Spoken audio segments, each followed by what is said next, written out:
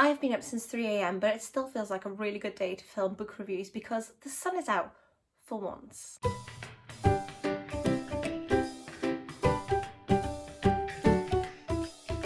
Hi everyone, I'm here today to talk about this book that I just recently read.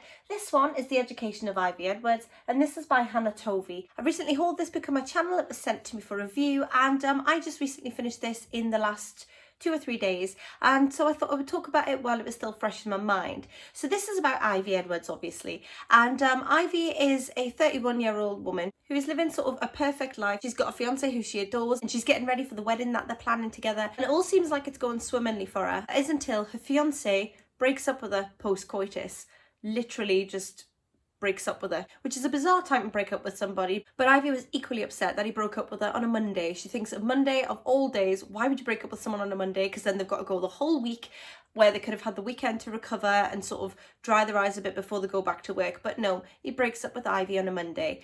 And what happens from there is pretty much that Ivy ends up on a bit of a spiral where even her friends who are all about excess and pushing things to the limit, even they are starting to notice that Ivy is going a bit too far. She starts pushing the boundaries at work by calling in too many times sick. She goes on alcohol and drug-fueled benders where she just doesn't really know what's going on, makes a fool of herself in public, and just really has very little control. Added to that, we're also looking at Ivy's outside family, a sister, a mum, a dad, a grandpa, and their problems in life too. And Ivy is just sort of neglecting her role as sort of a dutiful sister, daughter, granddaughter, because she is so sort of wrapped up in her own despair. In that, it sounds like this would be a bit of a sort of a grim book to read, maybe a sort of a slow burning tearjerker, but it's not that sort of book.